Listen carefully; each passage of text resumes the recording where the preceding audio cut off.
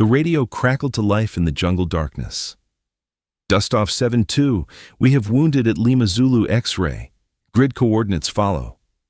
The North Vietnamese soldier pressed his ear closer to the captured American radio, sweat beading on his forehead as he translated the English words for his comrades. What came next changed everything they thought they knew about war. Roger Dustoff, Cobra 1-6 has your position marked. Artillery is standing by on frequency 240. Medical evac inbound, 2 minutes. The NVA soldiers looked at each other in disbelief. The Americans weren't just talking to one helicopter. They were coordinating an entire battle from the sky, directing death and salvation with the same calm voices. In 30 seconds of radio chatter, they'd witnessed something that would haunt them for decades. Warfare conducted like a deadly orchestra with helicopter commanders as the conductors. This was Vietnam, 1965. Traditional warfare was about to meet space-age coordination. Before the radio changed everything, war moved at the speed of running feet. The North Vietnamese Army and Viet Cong operated exactly like their ancestors had fought for centuries. Orders came from the top, passed down through rigid chains of command. A regimental commander would brief his battalion leaders. Battalion leaders would brief company commanders. Company commanders would brief platoon leaders. And those platoon leaders would finally brief the soldiers who'd actually pull triggers. Every mission started with a detailed briefing, maps spread on bamboo mats, objectives marked with charcoal, timing synchronized to the minute. But once those soldiers disappeared into the jungle, they were on their own. No radio contact, no real-time updates, no ability to call for help when everything went wrong. And everything always went wrong. When NVA units encountered unexpected American positions, they couldn't adapt. The platoon leader might be dead, the radio operator might be wounded. Even if someone survived to make decisions, they had no way to coordinate with other units, no way to call for artillery support, no way to request reinforcements. They fought with predetermined plans or they died. This wasn't just Asian military doctrine. This was how every army in history had operated: face-to-face orders, predetermined objectives, rigid timing. The chaos of battle meant communication broke down the moment shooting started. The Americans started Vietnam the same way. Infantry units would receive their briefing, march into the jungle, and disappear for days at a time. Company commanders had no idea what their platoons were doing. Battalion commanders lost entire companies. Division headquarters operated on information that was hours or days old. Both sides were fighting World War II in the jungles of Southeast Asia. The only difference was the weapons. Early American operations were disasters. Units would stumble into NVA ambushes with no way to coordinate a response. Artillery support took hours to arrange. Air support was a luxury that required advanced planning. Medical evacuation meant carrying wounded soldiers for miles through hostile territory. The communication gap was killing American soldiers faster than enemy bullets. In November 1963, during the Battle of Ap Bac, South Vietnamese forces had American advisors, modern weapons, and helicopter support. They still lost to a smaller Viet Cong force using World War I tactics. Why? Because when the plan fell apart, nobody could talk to anybody else. Helicopter pilots couldn't coordinate with ground troops. Artillery observers couldn't adjust fire.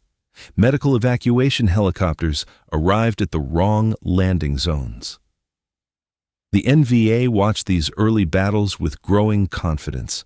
The Americans had better equipment, but they fought like everyone else had always fought. Orders from above, rigid plans, no adaptation when reality hit the fan. What neither side understood was that a revolution in warfare was already sitting in American helicopter cockpits, waiting to be discovered. Those radios weren't just for calling back to base. They were about to become the nervous system of a new kind of war. The Bell UH-1 Huey helicopter carried multiple radio systems capable of monitoring different frequencies simultaneously. But in 1963, nobody understood what that meant. Pilots used radios to talk to other pilots. Ground troops used radios to talk to their commanders. Artillery used radios to coordinate fire missions. Nobody was talking to everybody else. Yet, that was about to change in ways that would shock both sides and rewrite the rules of warfare forever. The Bell UH-1 Iroquois wasn't supposed to change warfare. It was designed as a medical evacuation helicopter built to carry wounded soldiers from battlefield to hospital. The Army wanted something simple, a flying ambulance that could land in tight spaces and get out fast. What they got instead was a revolution in a metal box. The UH-1, nicknamed Huey for its original HU-1 designation, rolled off Bell's production line in 1959 carrying radio equipment that would have impressed World War II generals. The AN/ARC-44 VHF radio system could handle multiple frequencies simultaneously. The AN/ARC-115 UHF radio provided backup communication and air-to-air coordination. Most models carried at least 4 different radio systems, each capable of monitoring separate communication networks. But here's what nobody anticipated. Those radios could talk to everyone at once. Early Huey pilots discovered this by accident. Captain James Morrison was flying medical evacuation near Pleiku in March 1965 when his crew chief started monitoring artillery frequencies while waiting for wounded soldiers. Morrison heard the forward observer calling for fire support, heard the artillery battery responding, and realized he could see both positions from his cockpit. "I could see where the shells were landing," Morrison later recalled. "I could see where the enemy was moving. I could talk to both the artillery and the ground troops. For the first time, somebody had the whole picture." That's when everything changed. Within weeks, innovative helicopter crews were monitoring multiple radio nets during every mission. Command frequency to talk to headquarters, artillery net to coordinate fire support, medical frequency for casualty evacuation, air support channel for coordinating strikes, infantry frequencies to communicate directly with ground troops. The Huey became an accidental command post floating 1,500 feet above the battlefield. The radio suite that made this possible was more sophisticated than anything most ground units carried. The AN/ARC-44 could handle FM frequencies from 30 to 76 MHz with 50-watt transmission power. The AN/ARC-115 covered UHF frequencies from 225 to 400 MHz.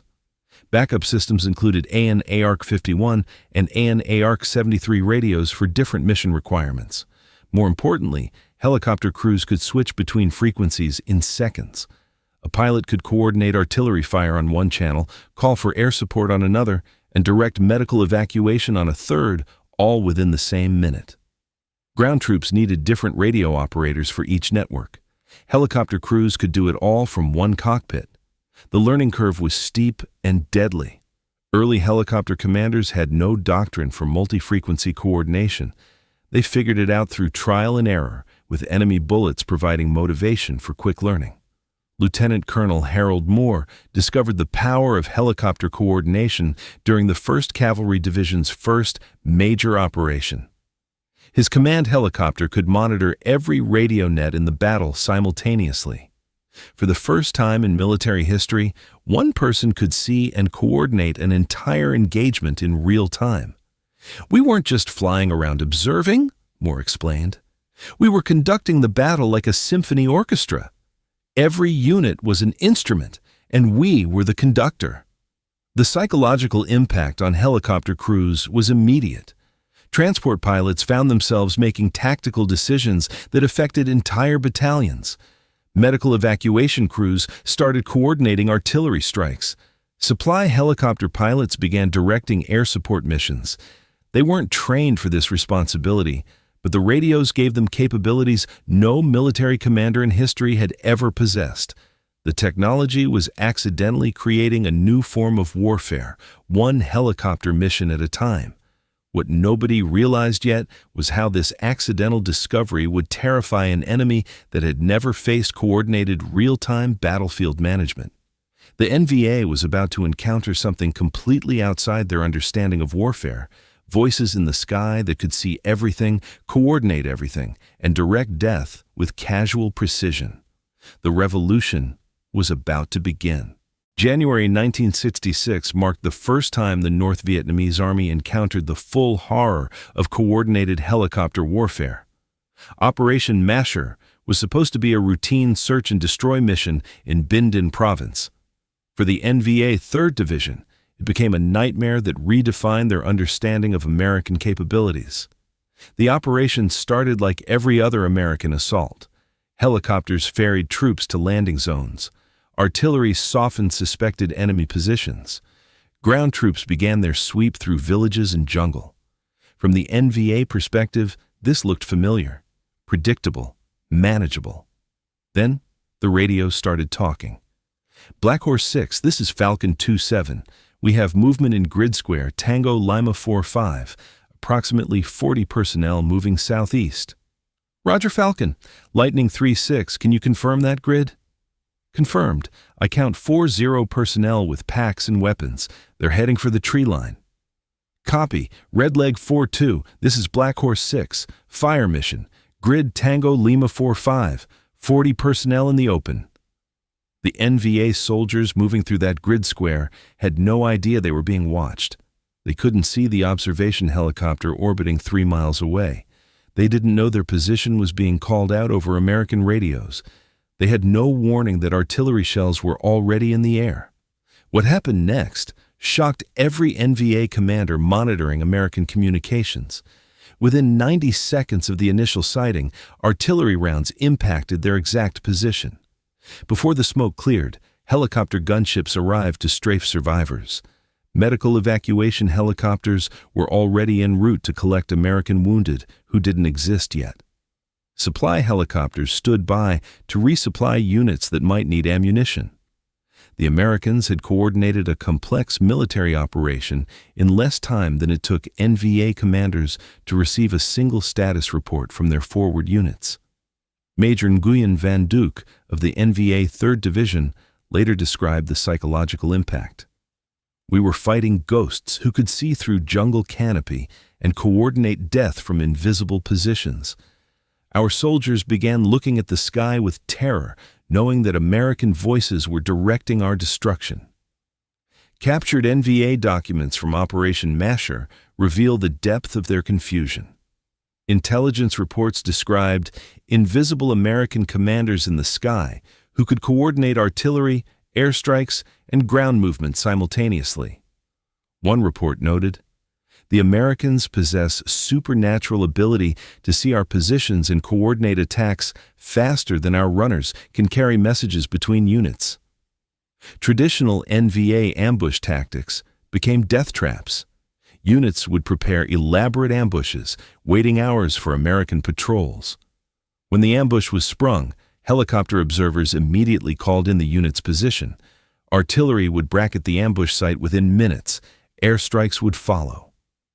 What should have been NVA victories became coordinated American counterattacks. The psychological warfare was devastating. NVA soldiers could hear American helicopter engines in the distance and know their position was being marked for destruction. They could see helicopters orbiting beyond rifle range and understand they were being watched by enemies who could call down death at will. Casualty ratios during Operation Masher defied traditional military logic. American units operating with helicopter coordination suffered minimal losses while inflicting disproportionate casualties on NVA forces. The 1st Cavalry Division reported enemy-to-friendly casualty ratios exceeding 20-1 in coordinated engagements. NVA after-action reports struggled to explain these losses. How could experienced jungle fighters fighting on familiar terrain with prepared positions suffer such devastating defeats against American units operating in hostile territory? The answer was floating 1,500 feet above their heads, coordinating death through radio waves. Colonel Nguyen Hu An, commanding the NVA forces during Operation Masher, later admitted, "We were fighting a new kind of war that we didn't understand. The Americans had turned their helicopters into flying command posts that could see everything and coordinate everything. We had no defense against this capability." The operation lasted 6 weeks. When it ended, the NVA 3rd Division had learned a terrifying lesson. American helicopter coordination had fundamentally changed the nature of warfare. Traditional tactics, traditional timing, traditional command structures were obsolete when facing an enemy who could coordinate entire battles through radio communication. The psychological scars would last for decades. The magic wasn't actually magic. It was a carefully orchestrated web of radio communications that turned chaos into coordination. But understanding how it worked reveals why the NVA found it so terrifying. Command helicopters operated at specific altitudes and orbit patterns designed for maximum radio coverage. The primary command bird flew at 1,500 feet, high enough to avoid small arms fire, but low enough to maintain clear radio contact with ground units. A backup helicopter orbited at 2,500 feet, ready to take over if the primary aircraft was shot down or experienced equipment failure. These weren't random flight patterns. Helicopter commanders learned to position themselves where radio waves could reach the maximum number of units simultaneously. Hills, valleys, and jungle canopy all affected radio transmission. The best command positions were discovered through trial and error, marked on maps, and passed down to replacement crews. Each command helicopter monitored multiple radio networks simultaneously. The command net linked all unit commanders from platoon to division level. The artillery net coordinated fire support from multiple battery positions. The air support frequency managed fighter bombers, helicopter gunships, and reconnaissance aircraft. The medical evacuation channel handled casualty reports and coordinated dust-off missions. Supply frequencies managed ammunition, resupply, and equipment delivery. Most importantly, the helicopter crew could switch between these networks in seconds, creating a real-time picture of the entire battlefield that no ground commander could match. Call signs and authentication procedures prevented enemy deception. Every radio operator used specific call signs that changed daily. Authentication codes verified friendly units and prevented NVA forces from jamming frequencies with false information.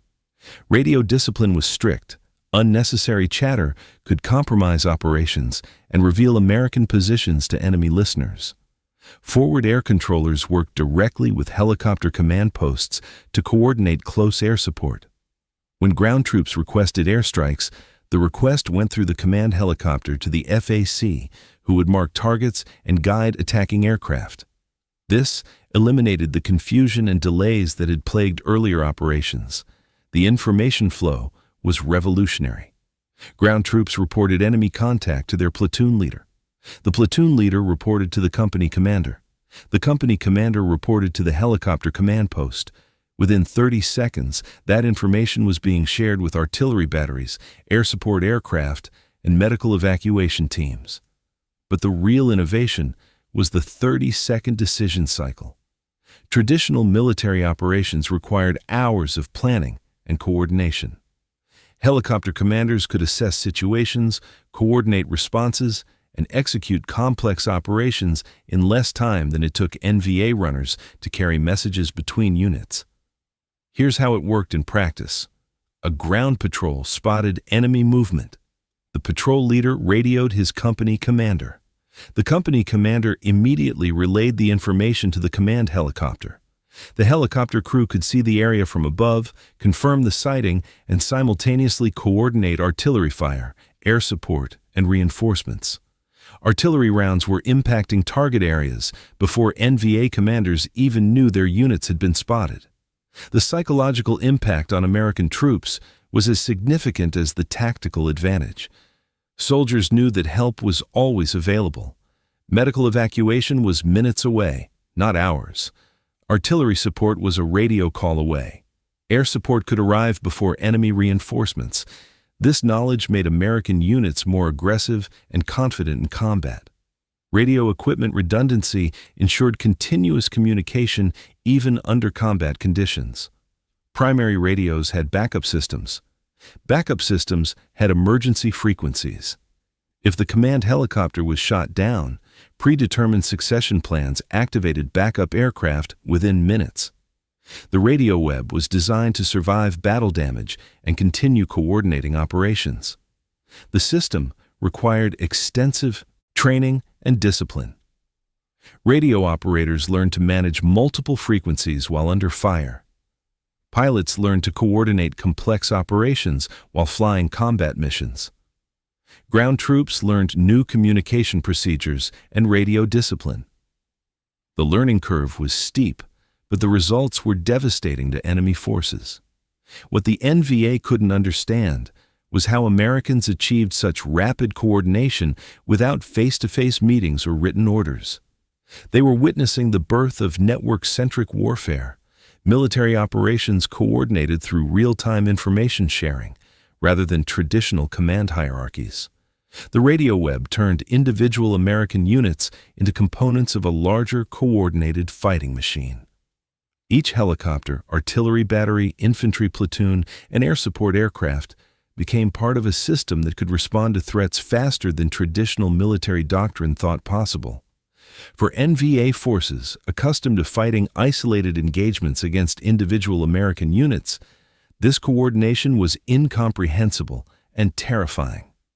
November 1965, the 1st Cavalry Division was about to conduct the first major helicopter assault in American military history. For Lieutenant Colonel Hal Moore and his 1st Battalion, 7th Cavalry, it was a test of new air mobility tactics. For the NVA 686th Regiment, waiting in the Iadrang Valley, it became a nightmare that would haunt them for decades. The battle started like every other helicopter insertion. Huey's ferried troops into Landing Zone X-Ray, a small clearing surrounded by dense jungle. Moore's command helicopter orbited overhead, monitoring multiple radio frequencies as his soldiers established defensive positions. From the ground, it looked routine. Then, the NVA attacked in force. What happened next shocked both sides and changed warfare forever. Moore's command helicopter became the nerve center of a battle that involved thousands of soldiers across multiple landing zones. From his position, 500 feet above the fighting, Moore could see enemy positions that ground troops couldn't identify. He could coordinate artillery fire from batteries miles away. He could direct airstrikes with precision that ground observers couldn't match. But most importantly, he could talk to everyone at once. Broken arrow! Broken arrow! This is X-Ray 6. We are being overrun at Landing Zone X-Ray. Request immediate assistance. Moore's radio call went out on multiple frequencies simultaneously. Within seconds, every American unit in the area knew that X-Ray was in trouble. The NVA 66th Regiment had planned a classic infantry assault. Overwhelm the Americans with superior numbers, destroy them in close combat, and withdraw before reinforcements could arrive. They had fought this way successfully against French forces and early American operations. They had never faced coordinated helicopter command. Moore's helicopter crew monitored the command net, artillery frequency, air, support channel, and medical evacuation network simultaneously. As NVA forces attacked from multiple directions, Moore coordinated responses that would have taken hours to arrange using traditional communication methods. Steel Rain 4-2, this is X-Ray 6. Fire mission, grid Alpha Bravo 7749. Enemy in the open, approximately 200 personnel. Danger close. Roger, X-Ray 6, shot over. Shot out. Within 90 seconds, artillery shells were impacting NVA assault positions. The rounds landed so close to American positions that shrapnel wounded friendly soldiers, but the devastating accuracy broke the enemy attack. Captured NVA radio intercepts revealed their confusion and panic.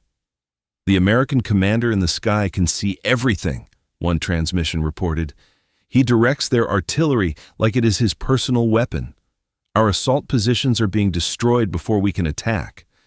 The psychological impact was devastating. NVA soldiers could hear Moore's helicopter orbiting overhead, knowing that American voices were coordinating their destruction. Every movement was being observed. Every position was being marked for artillery fire. Every assault was being countered before it began. But the real shock came when the NVA realized the scope of American coordination. Moore wasn't just directing the battle at X-ray. His helicopter was coordinating reinforcements from other landing zones, managing medical evacuation for wounded soldiers, directing airstrikes against enemy positions miles away, and coordinating supply drops for units running low on ammunition. One helicopter crew was managing a battle involving thousands of soldiers across dozens of square miles.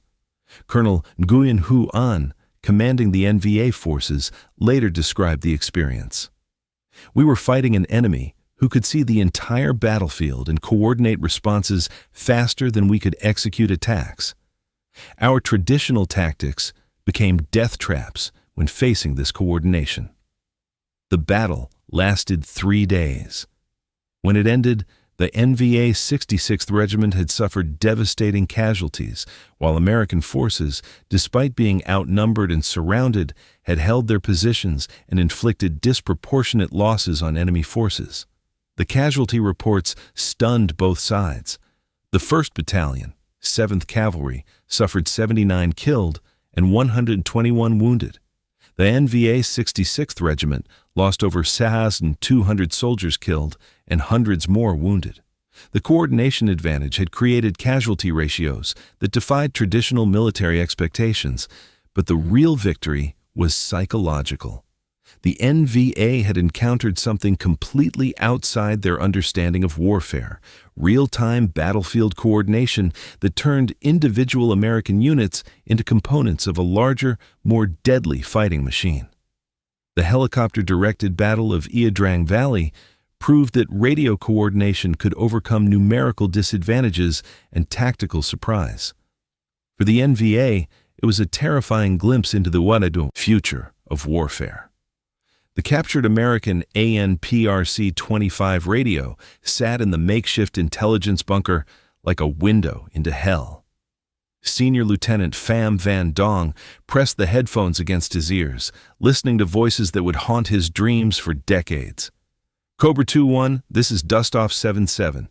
We have 8 urgent surgical at Lima Zulu X-ray. Can you provide cover for extraction?" "Roger, Dustoff. We're orbiting at your 6 o'clock. LZ is cold. You're clear to land." Dong frantically scribbled notes, trying to capture every English word, but the speed of the coordination left him breathless. In 30 seconds of radio chatter, the Americans had coordinated medical evacuation, helicopter gunship cover, and artillery support for a landing zone he couldn't even locate on his maps. The NVA signal intelligence units had been recording American radio traffic since early 1965, but understanding it was proving impossible. Soviet advisors brought sophisticated radio equipment and translation expertise, yet they couldn't explain how Americans achieved such rapid battlefield coordination. Captain Alexei Volkov, a Soviet signals intelligence specialist, spent months analyzing captured American radio procedures. His reports back to Moscow revealed growing concern about American capabilities that exceeded Soviet understanding. "The Americans have developed coordination methods that bypass traditional command structures," Volkov reported. "Individual helicopter crews exercise command authority that would require general officer approval in our system. They coordinate complex operations in minutes that would take our forces hours to plan and execute." The translation efforts revealed the terrifying scope of helicopter-based command. American radio operators used casual conversational tones while directing artillery strikes that could destroy entire NVA companies. They discussed life and death decisions with the same calm professionalism that NVA officers used for routine administrative matters. "Redleg 4-2, this is Falcon 6. Adjust fire. Drop 200, left 100. Fire for effect." "Roger, Falcon 6, adjusting. Shot. Over." "Shot. Out. Beautiful shooting, Redleg. You just saved our asses down here." The casual profanity shocked NVA listeners. American soldiers discussed killing with humor and informal language that seemed inappropriate for warfare's gravity. But the effectiveness was undeniable. Those casual voices were coordinating death with precision that NVA forces couldn't match. Fear began spreading through NVA ranks about sky commanders who could see through jungle canopy and coordinate attacks from invisible positions. Soldiers reported hearing helicopter engines in the distance and knowing their positions were being marked for destruction. The psychological impact affected recruitment and morale. Experienced NVA veterans warned new recruits about the terror of fighting coordinated American operations. Stories spread about entire companies being destroyed by artillery fire directed by voices in the sky. Desperate attempts to jam American communications proved futile. The Americans used multiple frequencies, backup systems, and authentication procedures that prevented effective jamming. When NVA forces tried to disrupt radio communications, American units simply switched to alternate frequencies and continued coordinating operations. Captured radio equipment provided hardware, but not understanding. The NVA possessed American radios, but lacked the training, doctrine, and coordination procedures that made helicopter command effective. Having the equipment was useless without understanding the system. The most terrifying discovery was how Americans used radio intercepts against NVA forces. American intelligence units monitored NVA communications, translated tactical discussions, and used that information to coordinate preemptive strikes.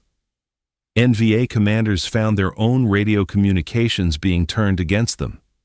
Senior Colonel Bui Tin later described the psychological warfare. The Americans had turned radio communication into a weapon of fear. Our soldiers knew that American voices in the sky were coordinating their destruction. The technology gap created terror that affected our tactical decisions and strategic planning.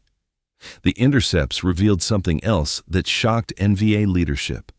American helicopter crews were learning and adapting in real time. Radio procedures improved during battles. Coordination became more efficient under fire. The Americans were developing new warfare doctrine through combat experience, creating capabilities that no military academy had ever taught. For an army that relied on rigid doctrine and predetermined plans, facing an enemy that could innovate and coordinate simultaneously was incomprehensible and terrifying. Private Nguyen Van Min crouched in his spider hole, listening to the distant thrum of helicopter rotors. The sound that had once meant nothing now filled him with dread. He knew what was coming next. "They're marking us," he whispered to his squad leader. "The sky voices are calling our position." Min had survived 3 encounters with coordinated American helicopter attacks. Each time, he'd watched experienced soldiers panic when they heard English voices calmly discussing their destruction over captured radios.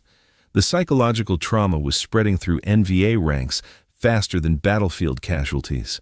The terror wasn't just about dying. It was about dying helplessly while invisible enemies coordinated your destruction with casual precision. Sergeant Levon Duke had been fighting Americans for 2 years when he first encountered helicopter coordination near An Khai. His company had prepared a textbook ambush along a known American patrol route. Camouflaged positions, interlocking fields of fire, escape routes planned and rehearsed. The ambush lasted exactly 47 seconds. "We opened fire on the American patrol," Duke later recalled. "Before our second volley, we heard helicopter engines overhead. Within 2 minutes, artillery shells were landing on our positions with accuracy that seemed impossible. The helicopter crew had called in our exact coordinates while we were still shooting." Duke's company lost 18 soldiers in an ambush that should have been a decisive victory. The survivors spent weeks trying to understand how Americans had responded so quickly to their attack. The psychological impact created new forms of battlefield trauma. NVA soldiers developed what medics called sky sickness, a paralyzing fear of helicopter engine sounds. Experienced jungle fighters who had survived years of combat would freeze when they heard distant rotors, knowing their positions were being marked for destruction. Captain Tran Van Hai commanded a company that specialized in anti-aircraft operations. His mission was to shoot down American helicopters using captured weapons and Soviet-supplied missiles. but the coordination capabilities made his job nearly impossible. When we fired at one helicopter, 3 others would immediately coordinate our position, Hai explained. Artillery would bracket our firing position before we could reload. Airstrikes would follow within minutes. We learned that attacking one American helicopter meant fighting their entire coordination system. Traditional small unit tactics became death traps when facing coordinated operations. NVA squads that had successfully used hit-and-run tactics against individual American units found themselves surrounded by coordinated responses they couldn't escape. The casualty statistics were devastating. NVA units operating in areas with heavy American helicopter activity suffered casualty rates exceeding 60% during major operations. Companies that encountered coordinated helicopter attacks often lost half their strength in single engagements, but the numbers only told part of the story. Survivors carried psychological scars that affected their combat effectiveness for months. Veterans who had fought fearlessly against French forces and early American operations became hesitant and defensive when facing helicopter coordination. The breakdown of NVA command structure under radio-directed pressure created chaos in their tactical planning. Company commanders couldn't maintain unit cohesion when facing attacks coordinated faster than they could respond. Battalion commanders lost contact with subordinate units that were destroyed before they could report their situations. Private Van Van Duke survived the massacre of his platoon during a coordinated helicopter attack near Pleiku. 28 soldiers were killed in less than 5 minutes by artillery fire directed from helicopters they couldn't see. The American voices in the sky knew where we were before we knew where they were, Duck remembered. They talked about killing us like they were discussing the weather. No anger, no fear, just professional coordination of our destruction. The personal stories of survival became legendary within NVA ranks. Soldiers who had escaped helicopter-coordinated attacks were treated with mixture of respect and fear. Their accounts of American coordination capabilities spread through units faster than official intelligence reports. Why experienced NVA veterans began fearing helicopter engine sounds became clear. Those sounds meant death was being coordinated by voices they couldn't fight, from positions they couldn't attack, using capabilities they couldn't understand. The human cost wasn't just measured in casualties.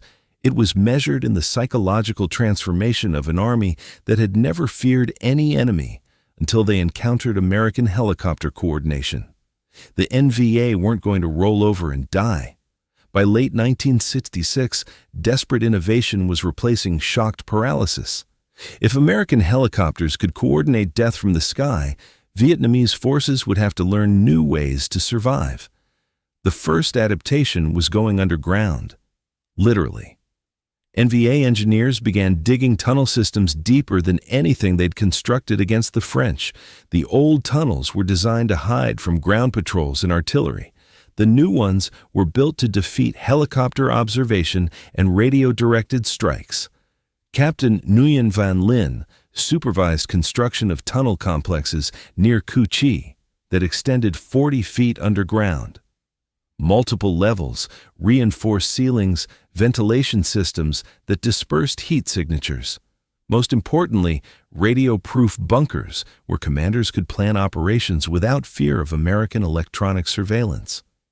We learned that American helicopter crews could see through jungle canopy using infrared equipment, Lin explained. Our new tunnels had to defeat eyes in the sky, not just boots on the ground. Camouflage techniques evolved to counter aerial observation. Traditional methods focused on hiding from ground-level detection. New techniques assumed constant overhead surveillance. False positions, decoy equipment, and elaborate concealment systems designed specifically to confuse helicopter observers. The NVA developed new tactical doctrine emphasizing speed over stealth. Hit-and-run attacks had to be executed faster than American coordination could respond.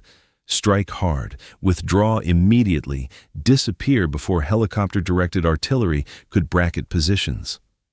Radio silence became absolute during operations. NVA units that had previously maintained communication with headquarters learned to operate independently for days at a time. No radio chatter meant no intercepts. No intercepts meant no targeting information for American coordination. Soviet technical assistance arrived in the form of sophisticated jamming equipment. The R-330P radio jamming system could disrupt American communications across multiple frequencies simultaneously. Chinese-manufactured jammers provided backup capabilities and redundancy. But the jamming had unexpected consequences. When NVA forces jammed American radio frequencies, they often revealed their own positions to American direction-finding equipment. The jammers became targets for helicopter-directed artillery strikes. Soviet advisors discovered that electronic warfare was a double-edged weapon that required careful coordination to avoid self-destruction. Training programs began focusing on recognizing and countering American coordination procedures. NVA officers studied captured radio equipment, learned American call signs, and developed tactics specifically designed to exploit coordination weaknesses. The most innovative adaptation was learning to turn American coordination against itself. NVA intelligence units discovered that American radio discipline was sometimes sloppy. Call signs were repeated, grid coordinates were transmitted in clear language, authentication procedures were occasionally bypassed under combat stress. Sophisticated NVA units began using captured radios to feed false information into American coordination networks. False casualty reports drew medical evacuation helicopters into ambush zones. Fake artillery requests caused friendly fire incidents. Bogus air support requests diverted resources from actual combat areas. The development of SA-7 surface-to-air missiles specifically targeted command helicopters. Soviet advisors identified helicopter coordination as the key to American tactical superiority. Destroy the command birds, eliminate the coordination advantage. NVA missile teams learned to identify command helicopters by their flight patterns, radio antenna configurations, and orbital positions. Command birds flew predictable patterns that made them vulnerable to patient missile operators. The cat-and-mouse game of electronic warfare escalated rapidly. American forces developed frequency-hopping radios to counter jamming. NVA forces acquired more sophisticated interception equipment. Americans implemented encryption procedures. Vietnamese forces learned to exploit procedural weaknesses. By 1967, the NVA had adapted enough to survive helicopter coordination, but not enough to defeat it. They could minimize casualties, avoid complete destruction, and occasionally exploit coordination weaknesses. But they still couldn't match American coordination capabilities or eliminate the psychological advantage of voices in the sky. The adaptation was successful enough to keep fighting, but not successful enough to win. That distinction would define the rest of the war. Step inside the UH-1D command helicopter orbiting 1,500 feet above a Vietnam battlefield, and you'd witness something no military commander in history had ever experienced. Real-time orchestration of warfare from a flying headquarters that could see everything and coordinate everyone. Major Robert Hawk Harrison adjusted his headset and scanned the instrument panel displaying 4 active radio frequencies. As aircraft commander of Falcon 6, the 1st Cavalry Division's primary command bird, he was simultaneously monitoring the command net, artillery frequency, air support channel, and medical evacuation network while piloting a helicopter through hostile airspace. The physical setup was cramped but efficient. Harrison occupied the right pilot seat, handling aircraft control and primary radio communication. His co-pilot, Captain Mike Stevens, managed navigation and backup radio systems from the left seat. Behind them, Sergeant First Class Danny Rodriguez operated the radio console that made coordination possible. Rodriguez's position was the nerve center of the flying headquarters. Banks of radio equipment lined both sides of the cabin. The AN ARC-44 VHF system handled ground unit communications. The AN/ARC 115 UHF radio managed air-to-air coordination. Backup systems included AN/ARC 51 and AN/ARC 73 radios for different mission requirements. Most importantly, Rodriguez could monitor all frequencies simultaneously while switching between transmit channels in seconds. The mental workload was staggering. Harrison had to maintain aircraft control while processing information from multiple radio networks. Stevens plotted positions on tactical maps while monitoring navigation instruments. Rodriguez managed radio traffic that would have overwhelmed most ground-based communication centers. Falcon 6, this is Bravo 26. We have enemy movement in grid Tango Lima 47, approximately 30 personnel with heavy weapons.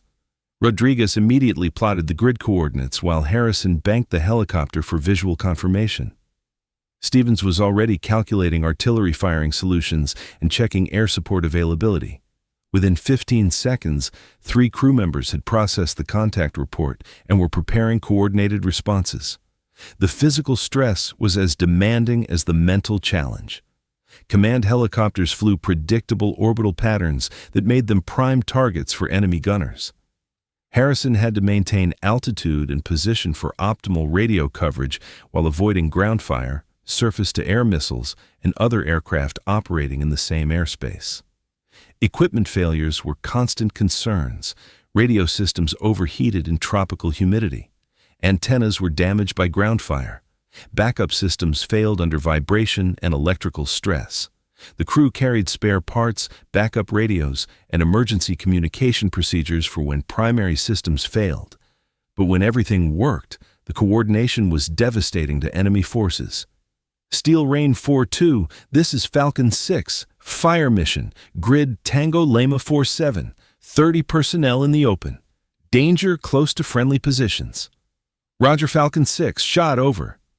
Shot out. While artillery rounds were in flight, Harrison was already coordinating the next phase of the operation. Stevens called for helicopter gunships to engage survivors. Rodriguez arranged medical evacuation for potential friendly casualties. The coordination continued seamlessly while 105th BMB artillery shells impacted enemy positions 40 seconds after the initial contact report.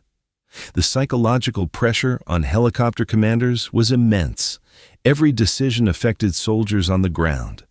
Artillery coordinates had to be precise to avoid friendly fire. Medical evacuation priorities determined who lived or died. Air support timing could mean the difference between victory and disaster. Harrison learned to compartmentalize the stress through professional detachment. You couldn't think about the human cost while coordinating operations, he later explained. The radio chatter was about grid coordinates and call signs, not people dying. That emotional distance was necessary for effective command. The evolution from transport pilot to battlefield orchestrator happened through combat experience rather than formal training. Early command helicopter crews figured out coordination procedures through trial and error. Successful techniques were shared informally between crews. Doctrine developed organically from what worked under fire. Equipment modifications reflected lessons learned in combat. Additional radio mounts were welded into cabins. Map boards were redesigned for easier plotting. Backup power systems were installed to prevent communication failures. The helicopters evolved into purpose-built command platforms through field modifications. The crew coordination required absolute trust and communication. Harrison depended on Stevens for navigation and tactical assessment. Stevens relied on Rodriguez for accurate radio communication. Rodriguez trusted both pilots to position the aircraft for optimal coordination while keeping them alive. When command helicopters were shot down, predetermined succession plans activated backup aircraft within minutes. The radio web was designed to survive battle damage and continue coordinating operations. Deputy commanders orbited at different altitudes, ready to assume control when primary aircraft were destroyed. The flying headquarters represented a revolution in military command that turned individual helicopter crews into conductors of deadly orchestras, coordinating death and salvation with voices that would haunt enemy soldiers for decades. Firebase Charlie was dying. The small outpost near the Cambodian border housed barely 200 American soldiers surrounded by bunkers that wouldn't stop a determined assault. At 3:47 hours on March 15, 1967, the NVA 271st Regiment began their attack with everything they had: mortars, rockets, and human wave assaults designed to overrun the fire base before dawn. What they encountered instead was a 15-minute masterclass in helicopter coordination that would change their tactical doctrine forever. The attack started exactly as NVA commanders had planned. Mortar rounds bracketed the firebase perimeter, while rocket-propelled grenades targeted key defensive positions. Infantry assault teams moved through predetermined breach points, expecting to overwhelm defenders through sheer numbers and surprise. Captain Jim Walsh, commanding Bravo Company at Firebase Charlie, was pinned in his command bunker when the first mortars impacted. His radio crackled with panicked reports from perimeter positions. "Charlie 6, this is 2-1. We're taking heavy fire from the northwest. They're coming through the wire." "Charlie 6, this is 3-2. Mortars have us bracketed. We need immediate support." Walsh grabbed his radio handset, but instead of calling his battalion headquarters, he transmitted on the helicopter coordination frequency that had become standard procedure for fire bases under attack. "Falcon 6, this is Charlie 6. We are under heavy attack. Request immediate assistance."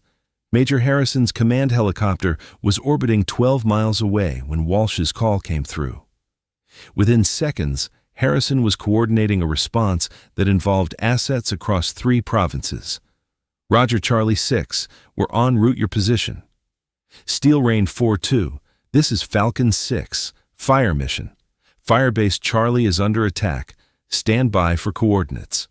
While Harrison's helicopter raced toward the firebase, his crew was already orchestrating a coordinated defense that the NVA assault force never saw coming. "Cobra 1-6, this is Falcon 6. We have troops in contact at Firebase Charlie. Request immediate gun runs on attacking forces." "Roger, Falcon 6. Cobra flight is inbound. What's your marking?" "We'll mark with white phosphorus. Engage anything outside the perimeter wire." The real-time coordination was devastating. Harrison's helicopter arrived over Firebase Charlie just as the NVA assault reached its peak intensity. From 11,500 feet, he could see muzzle flashes from attacking positions that ground defenders couldn't identify. "Steel Rain 4-2, this is Falcon 6. I have the target. Grid coordinates Delta Lima 7792. Enemy in trenches, approximately 100 personnel. Fire for effect." "Roger, Falcon 6, shot over." "Shot out." While artillery rounds were in flight, Harrison was simultaneously coordinating helicopter gunships, requesting air support, and arranging medical evacuation for wounded defenders. The coordination happened so fast that NVA assault teams were being destroyed by responses they couldn't understand. The artillery impacted NVA positions with precision that shocked attacking forces. Rounds landed within 50 meters of American defensive positions, close enough that shrapnel wounded friendly soldiers but devastating to enemy assault teams. But Harrison wasn't finished. "Dustoff 7-2, this is Falcon 6. We have multiple urgent surgical at Firebase Charlie. Can you extract under fire?" "Roger, Falcon 6, we're inbound with Cobra escort." "Spooky 2-1, this is Falcon 6.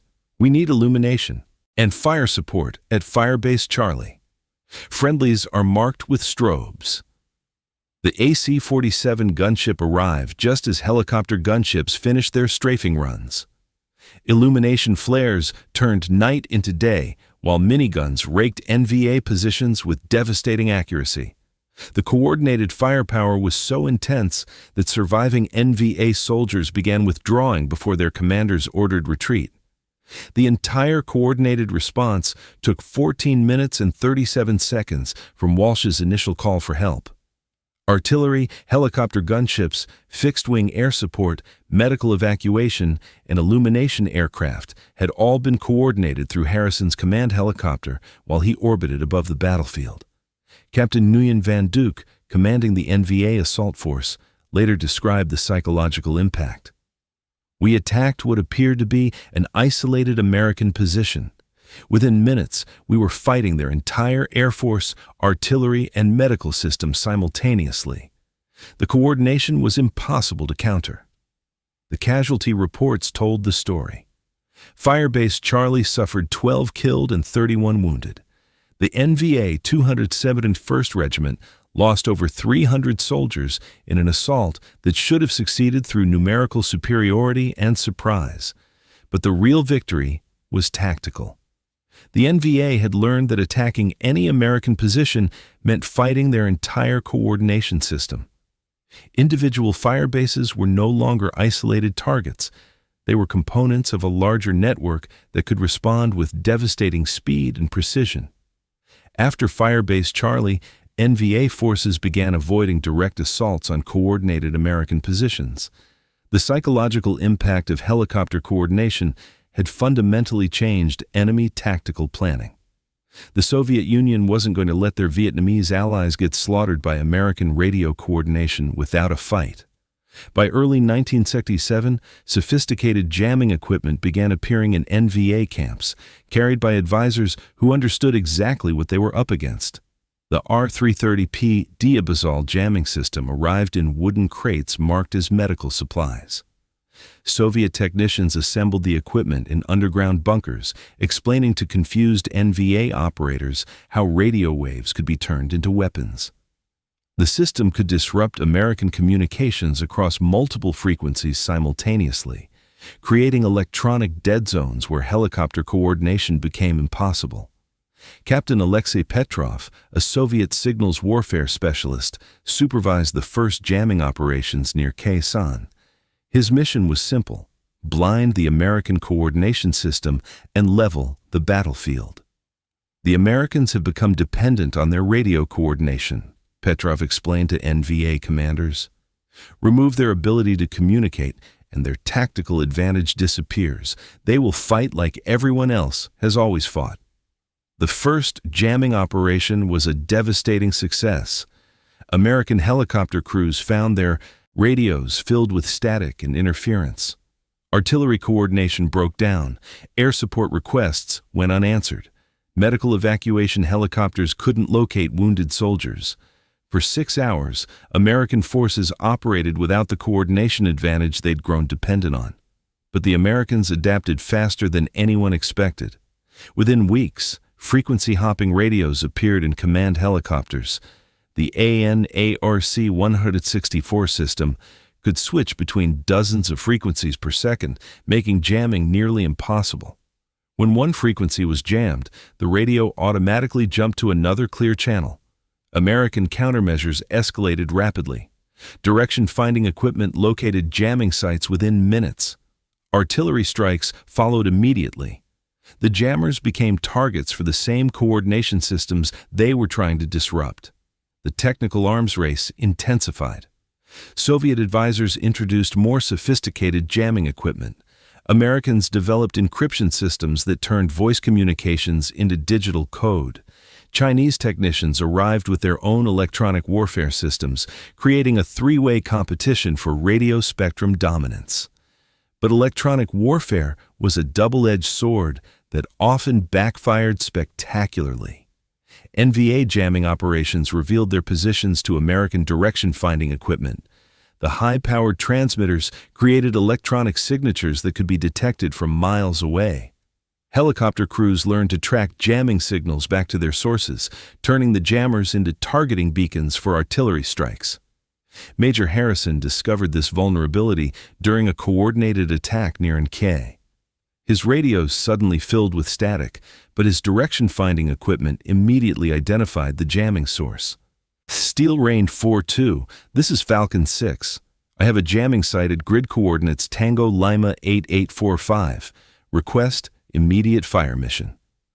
The jamming stopped permanently 30 seconds later when 115 Philippines artillery shells destroyed the Soviet equipment and its operators. American technical superiority remained decisive despite Soviet countermeasures. The industrial capacity that produced thousands of radios, the training programs that created skilled operators, and the doctrine that emphasized coordination couldn't be matched by captured equipment and hastily trained technicians. The development of secure communication protocols under combat conditions created systems that were virtually impossible to compromise. Authentication codes changed daily. Encryption keys were distributed through secure channels. Radio procedures were modified constantly to prevent enemy exploitation. But the most important American advantage was cultural. American military doctrine emphasized individual initiative and rapid decision-making. Radio operators were trained to think independently and adapt procedures under fire. Soviet-trained NVA operators followed rigid protocols that couldn't match American flexibility. The electronic warfare escalation ultimately reinforced American coordination superiority. Every Soviet countermeasure was met with American innovation that not only defeated the countermeasure, but improved overall coordination capabilities. By 1968, the radio war had become a technological competition that the NVA couldn't win. They could disrupt American communications temporarily, but they couldn't eliminate the coordination advantage that had fundamentally changed warfare in Vietnam.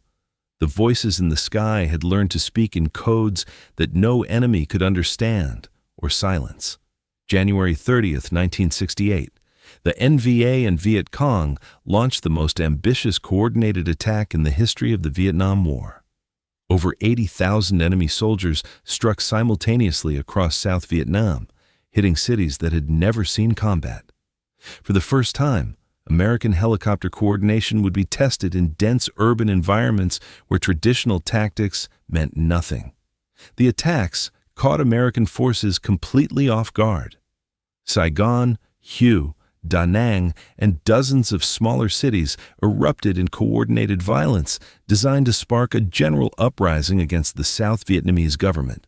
For NVA planners, Tet represented their best chance to neutralize American coordination advantages by forcing battles in confined urban spaces where helicopters couldn't operate effectively. They were about to discover how wrong they were. Major Harrison's command helicopter was scrambled from Tan Son Nhut Air Base as enemy rockets impacted the runway. His mission: coordinate the defense of Saigon while enemy forces were already inside the city perimeter. Urban warfare was supposed to be impossible for helicopter coordination. Buildings blocked radio signals. Civilian populations prevented artillery strikes. Close-quarters combat made air support too dangerous. But Harrison and his crew had been coordinating death for 3 years. They weren't about to let concrete and steel stop them now. All stations, this is Falcon 6. We have simultaneous attacks across the city. Priority targets are the American Embassy, Presidential Palace, and Tan Son Nhut Air Base. Coordinate all responses through this net. The radio chatter was unlike anything Harrison had experienced. Instead of coordinating battles across jungle clearings, he was managing urban combat involving military police, infantry units, helicopter gunships, and South Vietnamese forces scattered throughout a city of 2 million people. The NVA had planned for traditional urban warfare, building-to-building fighting, sniper duels, and prolonged sieges that would negate American technological advantages. What they encountered was helicopter coordination adapted to city fighting in real time. Cobra 2-1, this is Falcon 6. We have enemy forces in the Cholan district. Grid coordinates, Uniform Sierra 4478. Friendlies are marked with yellow smoke. Roger, Falcon 6. I have yellow smoke, engaging with rockets and miniguns. The helicopter gunships couldn't use their usual tactics in urban environments, but they could provide precision fire support that ground troops couldn't match. Rockets eliminated sniper positions. Miniguns suppressed enemy movement between buildings.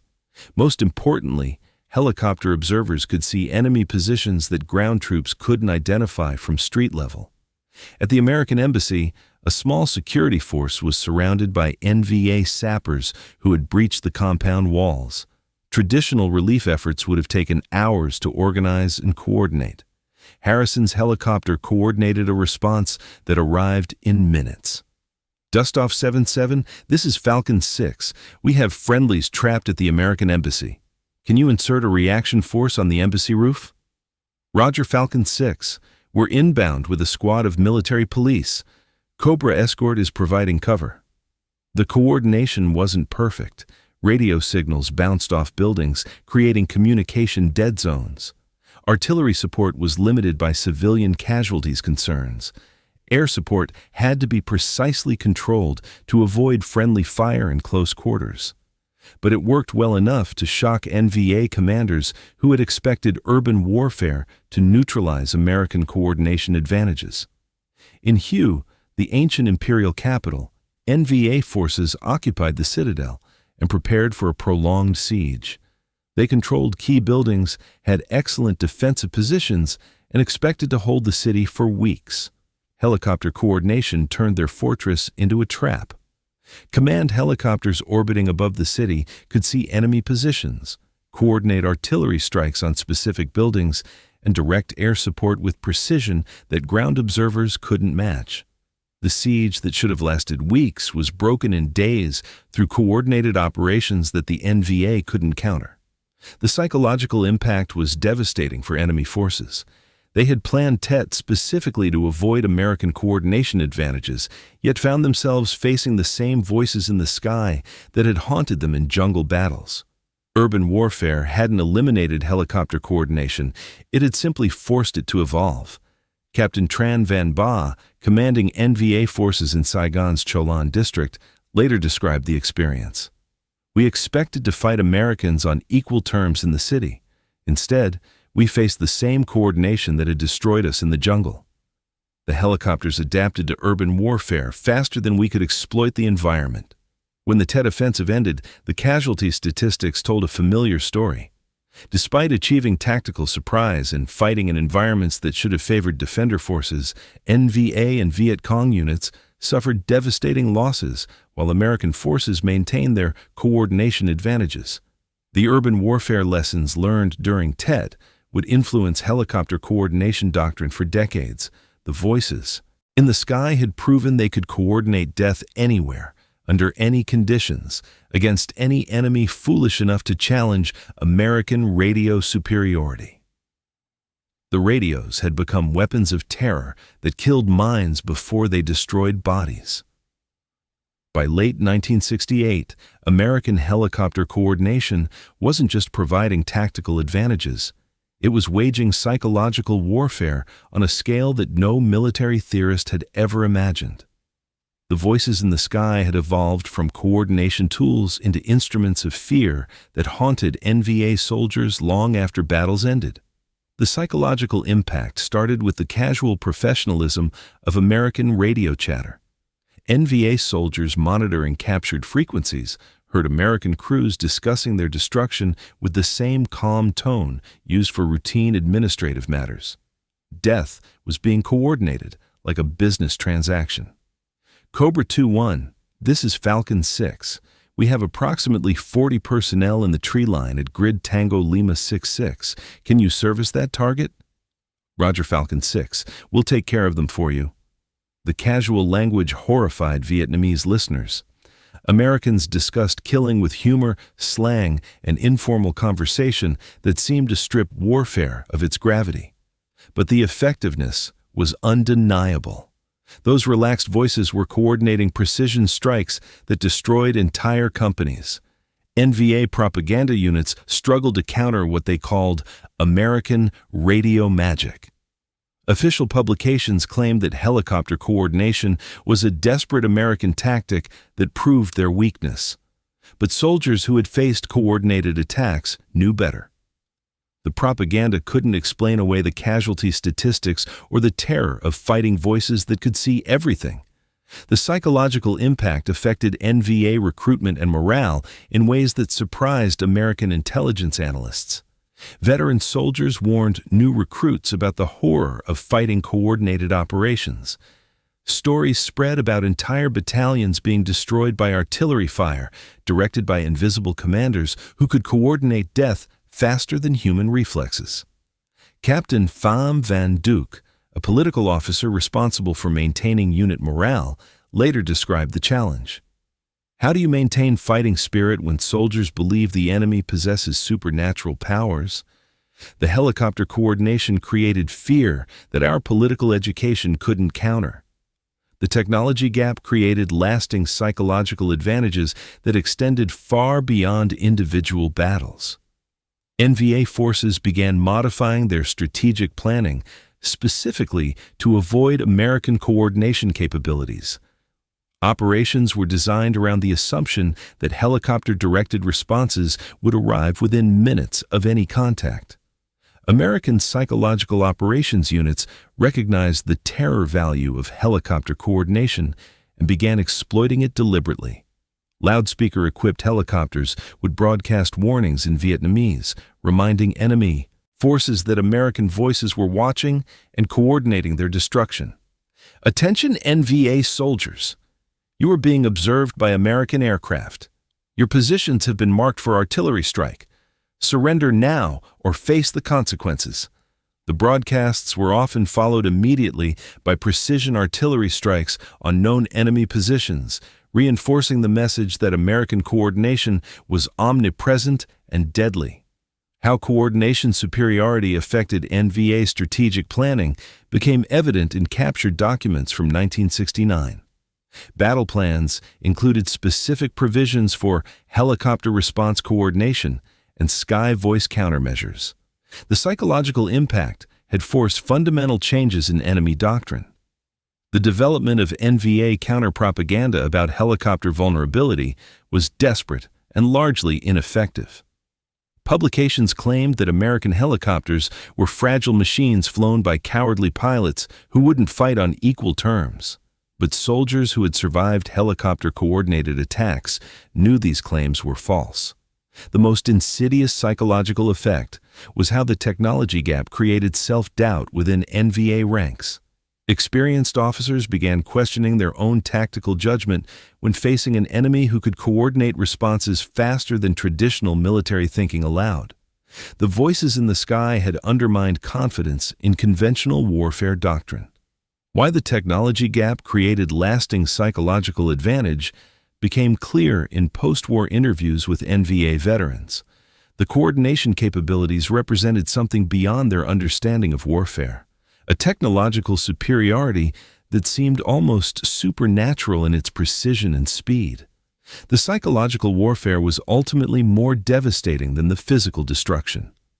Bodies could be replaced, equipment could be resupplied, but the terror of fighting voices that could coordinate death from invisible positions created trauma that lasted decades after the last helicopter left Vietnam. The ANPRC-25 radio sat on the wooden table like a trophy from another world. Senior Captain Vo Van Kiet stared at the American equipment that his reconnaissance team had stripped from a downed helicopter near Khe Sanh. The radio worked perfectly. Voices crackled through the speaker in clear English, coordinating operations across frequencies his forces had never imagined. But having the radio was like possessing a violin without knowing how to play music. "This is the machine that coordinates their death," Kiet explained to the Soviet advisor examining the equipment. "But we don't understand how they use it to achieve such coordination." Major Alexei Volkov, a signals intelligence specialist from the GRU, had been sent specifically to analyze captured American communication equipment. His mission was to reverse engineer the coordination capabilities that were devastating NVA forces across South Vietnam. What he discovered was more complex than Moscow had anticipated. The hardware was sophisticated but not revolutionary. The ANPRC-25 used standard radio technology that Soviet forces understood completely. Frequency modulation, power output, antenna design, everything was within expected parameters for military communication equipment. The mystery wasn't in the machines themselves. "The Americans aren't using superior technology," Volkov reported to his superiors. "They're using standard equipment in ways we never considered. The coordination advantage comes from doctrine and training, not hardware." Soviet technical analysis revealed the scope of American innovation. Multiple radio systems working together created coordination networks that no single piece of equipment could explain. The AN/ARC-44, AN/ARC-115, and backup systems formed integrated communication webs that required understanding beyond individual radio capabilities. Attempts to reverse engineer helicopter command systems proved futile without understanding the human element. The radios could be operated by NVA technicians, but coordination required training that took months to develop and doctrine that had evolved through combat experience. NVA forces captured dozens of American radios throughout 1968 and 1969. Each piece of equipment was carefully examined, tested, and analyzed by Soviet specialists who expected to find technological secrets that explained American coordination superiority. Instead, they found standard military radios operated by crews who had learned to use them in revolutionary ways. The most valuable capture was a complete helicopter radio suite recovered from a UH-1D shot down near Lock. The aircraft's radio compartment was intact, providing Soviet analysts with their first comprehensive look at American coordination equipment. The analysis took 3 months and revealed nothing that explained American tactical advantages. "We have their radios, but we don't have their system," Volkov concluded. "The coordination comes from procedures, authentication codes, frequency plans, and training that we cannot capture or duplicate." Why captured equipment didn't translate to coordination capability became obvious when NVA units tried to use American radios in combat. The hardware worked perfectly, but Vietnamese operators couldn't achieve the rapid coordination that made American helicopter crews so effective. Having the tools wasn't enough without understanding the system. The training gap was insurmountable. American radio operators spent months learning coordination procedures before deploying to Vietnam. They practiced under simulated combat conditions, learned to manage multiple frequencies simultaneously, and developed the split-second timing that made coordination possible. NVA technicians couldn't replicate this training with captured equipment, but the intelligence value of captured American communication procedures was significant. Soviet analysts learned American call signs, authentication, codes, and frequency plans that provided insights into coordination methods. This intelligence was shared with NVA forces, helping them understand and occasionally exploit American radio procedures. How Americans learned to destroy radio equipment before capture became a critical lesson. Helicopter crews carried thermite grenades specifically designed to destroy communication equipment if aircraft were shot down. The grenades melted radio circuits beyond recognition, preventing enemy analysis of sensitive equipment. The destruction procedures weren't always successful. Combat conditions made equipment destruction difficult, and some helicopters crashed before crews could activate destruction devices. But American forces learned to prioritize communication security, understanding that captured radios could provide intelligence that endangered future operations. The captured equipment ultimately reinforced Soviet respect for American innovation. The coordination superiority didn't come from superior technology. It came from superior doctrine, training, and tactical thinking that turned standard radios into weapons of unprecedented coordination. Having the enemy's tools meant nothing without understanding how to use them as weapons. February 8, 1971. Operation Lam Sun 7-19 was about to become the ultimate test of everything both sides had learned about helicopter coordination and counter-coordination during 6 years of brutal warfare. The South Vietnamese Army was invading Laos with American helicopter support, targeting the Ho Chi Minh Trail in the largest air mobility operation since Ia Drang. For the ARVN, it was a chance to prove they could fight independently with American coordination support. For the NVA, it was an opportunity to demonstrate they had finally learned how to defeat the voices in the sky. The NVA had been preparing for this moment since 1968. Intelligence reports indicated a major operation was coming, and they had positioned over 40,000 troops in Laos specifically to counter American helicopter coordination. This time, they would be ready. Lieutenant Colonel Nguyen Van Tho commanded the 130th NVA Regiment positioned along the invasion route. His orders were specific: destroy American command helicopters and break their coordination network. Soviet advisors had provided new SA-7 missiles, radar-guided anti-aircraft guns, and sophisticated jamming equipment designed specifically to counter helicopter coordination. "We have studied their methods for 6 years, Tho told his battalion commanders. "The Americans depend on their sky voices for everything. Silence those voices, and they fight like everyone else."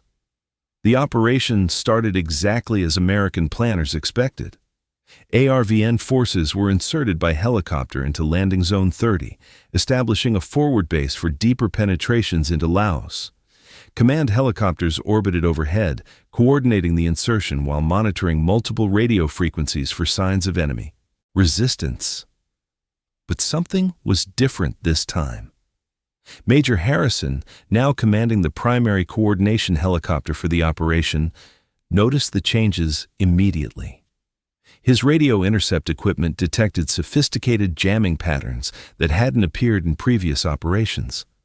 Direction-finding gear identified multiple enemy positions using coordinated electronic warfare tactics. "They've learned," Harrison told his co-pilot as they established orbit over the landing zone. "This isn't the same enemy we fought at Ia Drang."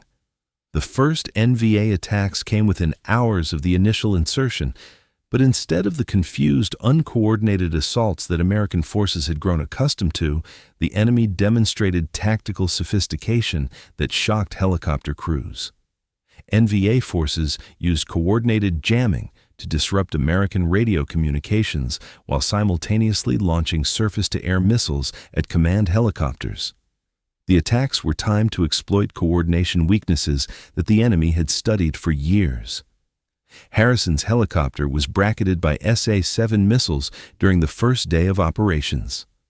The heat-seeking weapons had been fired from positions that were coordinated to trap command aircraft in kill zones. Only aggressive maneuvering and countermeasures prevented the helicopter from being destroyed. "Falcon 6, this is Cobra 2-1. We're taking heavy ground fire and missiles. The enemy positions are coordinated like we've never seen before." The psychological tables had turned. For the first time in the war, American helicopter crews were experiencing the fear that NVA forces had lived with for years. The enemy could coordinate attacks faster than American responses could be organized. But the most shocking development was how effectively the NVA exploited American coordination procedures. Enemy forces had learned to monitor American radio frequencies, identify command helicopters by their communication patterns, and target coordination assets with precision that eliminated American tactical advantages. ARVN ground forces, dependent on American helicopter coordination for artillery support, medical evacuation, and tactical direction, found themselves fighting without the coordination umbrella they had never operated without. The results were devastating. The battle that was supposed to demonstrate South Vietnamese independence became a demonstration of how completely both sides had become dependent on their respective coordination capabilities. When American helicopter coordination was neutralized by sophisticated enemy countermeasures, ARVN forces couldn't maintain tactical effectiveness. American helicopter losses during Lam Son 719 exceeded anything experienced during the war. Command helicopters, previously invulnerable due to altitude and mobility, were being shot down by enemy forces that had learned to predict their positions and coordinate attacks against them.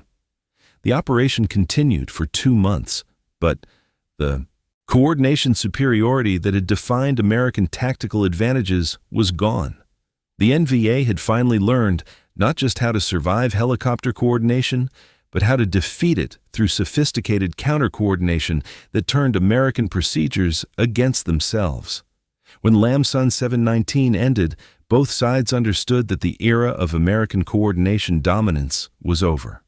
The voices in the sky could still coordinate death, but they were no longer invulnerable to enemies who had learned to coordinate their own responses with equal sophistication.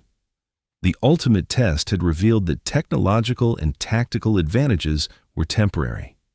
Eventually, Every enemy learns how to fight back. The lessons learned in Vietnamese jungles didn't stay in Vietnam. By 1975, as the last American helicopters lifted off from Saigon, the coordination techniques that had terrorized NVA forces were already transforming military communication systems worldwide. The Bell UH-1 Huey that had accidentally become a flying command post spawned an entire generation of purpose-built command aircraft. The Boeing E-3 Sentry AWACS system took helicopter coordination concepts and scaled them to manage entire air campaigns. What started as improvised radio coordination in Vietnam became the foundation for network-centric warfare. Colonel James Patterson, who had served as a helicopter coordinator during the war, found himself at the Pentagon in 1976 designing communication systems for the next generation of military operations. The lessons from Vietnam were being codified into doctrine that would reshape how armies fought. We learned that coordination speed matters more than firepower, Patterson explained to defense contractors developing new radio systems. The side that can coordinate faster wins, regardless of numerical or technological advantages. The development of digital communication systems grew directly from Vietnam's analog beginnings. The voice radio nets that had coordinated death in Southeast Asia evolved into data links that could transmit targeting information, intelligence updates, and coordination orders faster than human speech allowed. The AN/ARC-164 frequency hopping radio that had countered NVA jamming became the ancestor of modern secure communication systems. Encryption capabilities that had been developed under combat pressure in Vietnam formed the foundation for communication security protocols still used today. But the most important innovation was conceptual rather than technical. Vietnam had proven that individual units could exercise command authority traditionally reserved for senior headquarters. Helicopter crews had coordinated operations that would have required general officer approval in previous wars. This decentralization of command authority became standard military doctrine. The transition from voice radio to data links happened gradually through the 1980s and 1990s. Digital systems could transmit precise coordinates, imagery, and tactical information without the ambiguity of voice communication. But the coordination principles remained identical to those developed by helicopter crews over Vietnam. How helicopter coordination became the foundation for network-centric warfare was evident in the 1991 Gulf War. American forces used satellite communication, digital data links, and computer-assisted coordination to achieve the same rapid response times that helicopter crews had pioneered in Vietnam. The technology was different, but the coordination concepts were identical. Technical innovations born from Vietnam combat necessity included secure voice communication, electronic warfare countermeasures, and real-time intelligence dissemination. Every modern military communication system could trace its ancestry to lessons learned by helicopter crews who had figured out coordination under fire. The psychological impact of superior coordination, first demonstrated in Vietnam, became a deliberate component of military planning. American forces learned to exploit the terror value of rapid, precise coordination that enemies couldn't match or understand. Modern battlefield management systems like the Army's command post of the future directly descended from helicopter coordination techniques. Computer networks replaced radio operators, but the fundamental concept remained unchanged: coordinate faster than the enemy can respond. The lasting impact on military communication doctrine was profound. Every major military force adopted coordination principles pioneered in Vietnam. The voices in the sky had evolved into digital networks that could coordinate death with precision that Vietnam-era helicopter crews could never have imagined. But the human element remained critical. Technology could transmit information faster, but coordination still required trained operators who could make split-second decisions under combat pressure. The skills developed by helicopter crews in Vietnam became the foundation for training programs worldwide. The technical revolution that began with improvised radio coordination in Vietnamese jungles had fundamentally changed how wars were fought. The enemy might adapt, countermeasures might evolve, but the side that could coordinate fastest would always possess decisive advantages that no amount of courage or numerical superiority could overcome. Colonel Nguyen Van Duc sat in his Hanoi office in 1985, 10 years after the last American helicopter had lifted off from Saigon. The war was over, Vietnam was unified, but the memories of fighting voices in the sky still haunted his dreams. "We won the war," Duke told the interviewer from the People's Army Historical Institute, "but we never solved the helicopter coordination problem. We learned to survive it, to minimize its impact, but we never truly defeated it." Duke had commanded the 333 in the 4th Division during some of the heaviest fighting against American helicopter coordination. His units had suffered devastating casualties in battles where American crews could coordinate artillery, air support, and reinforcements faster than his forces could respond. The experience had shaped Vietnamese military doctrine in ways that were still classified a decade after victory. The post-war analysis was brutally honest. NVA forces had won through political endurance and strategic patience, not through tactical superiority. The helicopter coordination advantage had never been eliminated. American forces had simply been withdrawn before the technology gap could determine the war's outcome. Senior General Vo Nguyen Giap himself had acknowledged the coordination challenge in classified briefings that wouldn't be declassified for decades. "The Americans possessed tactical capabilities that we could not match," Giap admitted.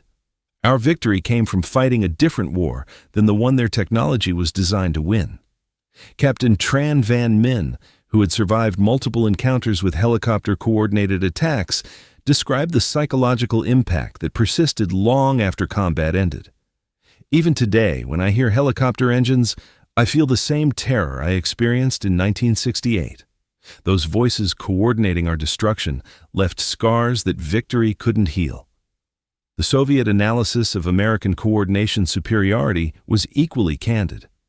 Technical advisors who had worked with NVA forces concluded that the coordination gap represented a fundamental shift in warfare that communist forces had been unprepared to counter.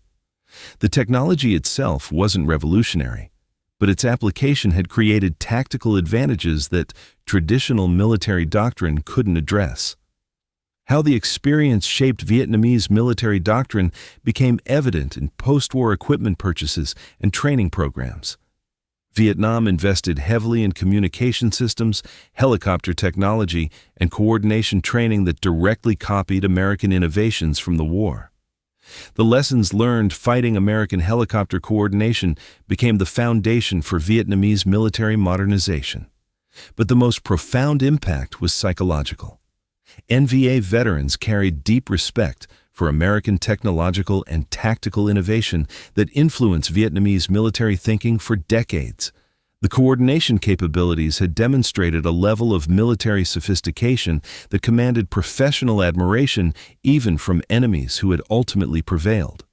Major Pham Van Duc, who had served as a signals intelligence officer, described the grudging admission of American coordination effectiveness.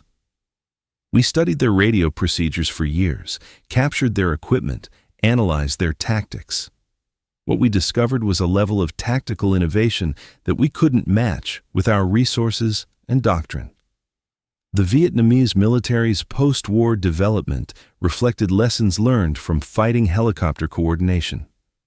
Communication systems received priority funding.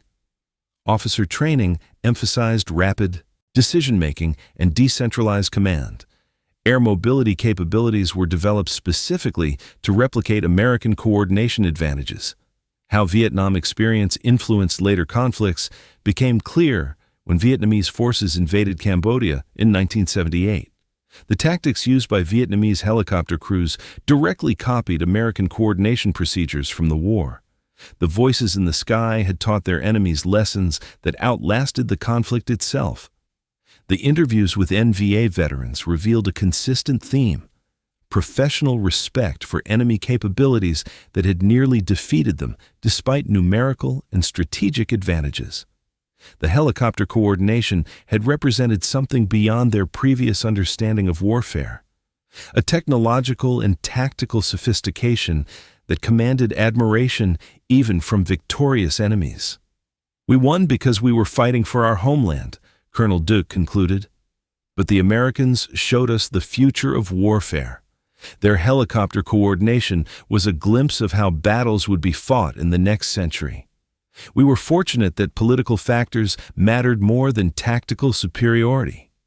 The war was over, but the lessons of fighting voices in the sky would influence military thinking for generations. Victory had come despite American coordination superiority, not because it had been defeated. That distinction would shape how armies prepared for future conflicts where technological advantages might prove decisive. The helicopter rotors had long since fallen silent, but their echo would reshape warfare forever. 20 years after the last American helicopter lifted off from Saigon, military commanders worldwide were still studying the coordination techniques that had terrorized NVA forces in Vietnamese jungles. What started as improvised radio chatter between desperate helicopter crews had become the foundation for how modern armies fought. The 1991 Gulf War was Vietnam's technological grandchild. American forces used satellite communication, digital data links, and computer networks to achieve coordination speeds that made Vietnam-era helicopter crews look primitive by comparison. But the fundamental concept was identical. Coordinate faster than the enemy can respond, and victory becomes inevitable regardless of numerical disadvantages. General Norman Schwarzkopf, commanding coalition forces in the Gulf, had served as a young officer in Vietnam. He understood exactly what he was witnessing when Iraqi forces collapsed under coordinated attacks that arrived faster than human reflexes could process. "The Iraqis were fighting like we did in World War II," Schwarzkopf later explained. "We were fighting like we learned to fight in Vietnam. The coordination gap was so vast that the outcome was predetermined." The psychological impact that had first appeared in Vietnamese jungles became a deliberate weapon of modern warfare. American forces learned to exploit the terror value of coordination superiority that enemies couldn't understand or counter. The voices in the sky had evolved into digital networks that could coordinate death with precision that Vietnam helicopter crews never imagined possible. But the legacy extended far beyond American military doctrine. Every major military force adopted coordination principles pioneered by helicopter crews over Vietnam. Soviet forces developed their own air-land battle coordination systems. NATO standardized communication procedures that directly copied American innovations. Chinese military doctrine emphasized rapid coordination as the key to modern battlefield success. The development of modern battlefield management systems traced their ancestry directly to lessons learned in Vietnam.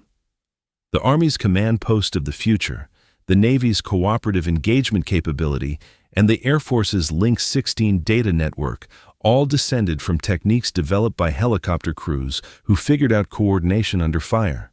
Military academies worldwide began teaching courses on coordination warfare that used Vietnam case studies as foundational examples. The battles at Ia Drang, Firebase Charlie, and Lam Son 7-19 became required reading for officers learning how technology could create tactical advantages that traditional military thinking couldn't counter. The human cost of technological superiority became a permanent feature of modern warfare. The coordination gap that had created psychological trauma for NVA forces was deliberately replicated in conflicts from the Balkans to Afghanistan. Superior coordination became a weapon of terror that destroyed enemy morale before physical combat began. Professional military education emphasized the Vietnam lesson that coordination speed mattered more than firepower or numerical superiority. The side that could coordinate faster would win, regardless of other advantages. This principle became axiomatic in military planning worldwide. The irony was profound. American forces had lost the Vietnam War, despite possessing coordination superiority that should have guaranteed victory. But the tactical innovations developed during that defeat became the foundation for military dominance that would last decades. Modern conflicts validated every lesson learned by helicopter crews in Vietnam. Precision strikes coordinated in real time, artillery support directed by airborne observers, medical evacuation coordinated through digital networks, air support arriving within minutes of requests. The techniques were more sophisticated, but the principles remained identical. The voices in the sky had taught the world a new way to fight. Wars would never again be contests of courage and endurance between equally equipped forces. Technology gaps would create coordination advantages that could determine outcomes before battles began. The legacy of the radio war was simple: coordinate or die. Every military force that ignored this lesson would face the same terror that had haunted NVA. Soldiers who heard American voices directing their destruction from positions they couldn't see or understand. The war ended, but the voices never stopped echoing. In a small apartment in Ho Chi Minh City, former NVA Captain Pham Van Duke still wakes up at night hearing phantom radio chatter in perfect English. 47 years after the last American helicopter left Vietnam, he can still recite the call signs and coordination procedures that once directed death from invisible positions above the jungle canopy. Falcon 6, this is Steel Rain 4-2. Shot over. Those words haunt thousands of Vietnamese veterans who survived encounters with American helicopter coordination. The clinical precision, the casual professionalism, the terrifying efficiency of voices that could coordinate artillery strikes faster than human reflexes could process. They had fought an enemy who turned communication into a weapon more devastating than any bomb or bullet.